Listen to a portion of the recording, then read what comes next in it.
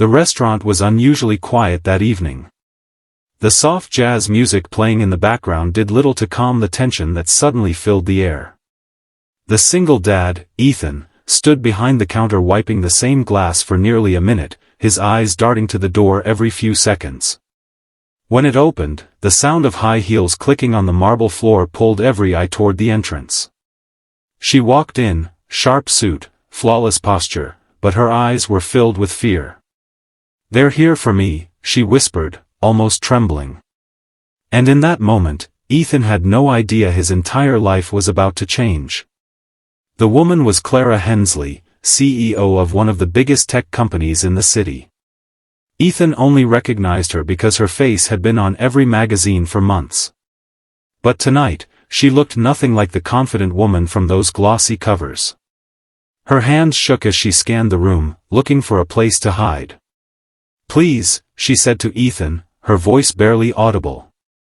"Don't let them find me."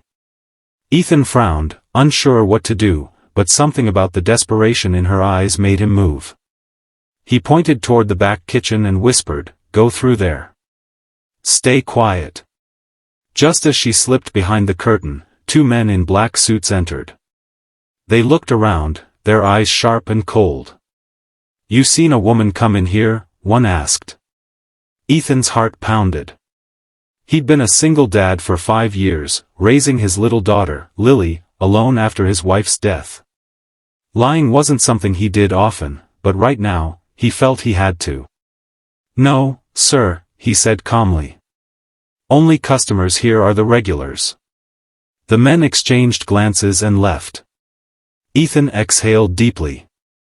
When Clara stepped back out, her eyes were wet with relief. "Thank you," she whispered. Ethan just nodded. "You're safe now." But what he didn't expect was how that one night would connect them in ways neither could imagine. She came back the next evening, this time calmer. She ordered coffee and asked Ethan about the little drawings on the wall, crayon pictures of rainbows and stick figures. "My daughter drew those," he said proudly. "She's 5. Clara smiled faintly, a softness returning to her voice. "She must be your whole world." Ethan nodded. "She's all I've got." Days turned into weeks. Clara began visiting often, sometimes to escape the noise of her world, sometimes just to talk. She listened as Ethan shared stories of his late wife, of struggling to make ends meet while trying to keep Lily's smile alive. And she shared pieces of herself too, the loneliness behind her success, the people who wanted to control her company, the price of power.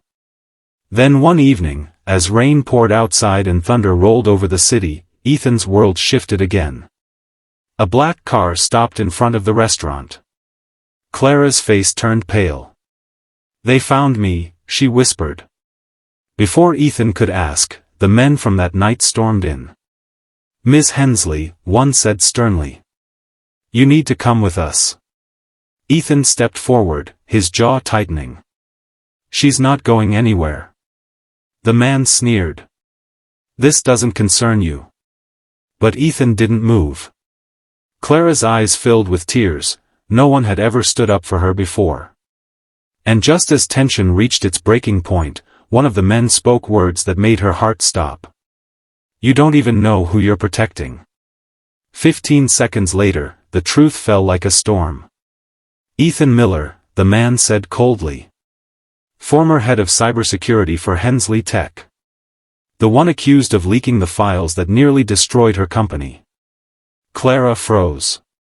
She turned toward Ethan, shock written all over her face. "You," she whispered. "You worked for me?" Ethan's chest tightened. "I was framed," he said quietly. "And when no one believed me, I lost everything, my job, my home, my family. I left the city to raise my daughter in peace." Silence filled the room.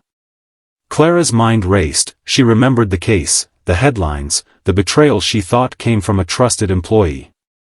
"It was you," she whispered again, her voice trembling with both guilt and disbelief. The men stepped closer, but Clara raised her hand. "Leave us," she said firmly. They hesitated, then exited. When they were gone, Clara sat down, her strength fading. I ruined your life, she said. Ethan shook his head. No, you didn't. The system did. People did. You just believed what everyone told you. There was pain in her eyes, but also a quiet determination. Then let me fix it, she said. The next morning, Clara went public, revealing the truth about the corrupted board members who had set Ethan up. She reinstated his name, his honor, and gave him what he had lost, dignity. But Ethan refused any job or money. Just promise me one thing, he said. Use your power to protect people who can't protect themselves. Months later, as the restaurant flourished and Lily played near the counter, a familiar figure walked in, Clara, no longer running, no longer afraid. She smiled at Ethan. Mind if I join you for dinner? He smiled back. Only if you don't whisper that line again. She laughed softly. Which one? They're here for me, he said. She smiled. Not anymore. The camera pans out as Lily runs into Clara's arms, laughter echoing through the small restaurant, a sound that finally replaced years of pain. Sometimes, the people we save end up saving us.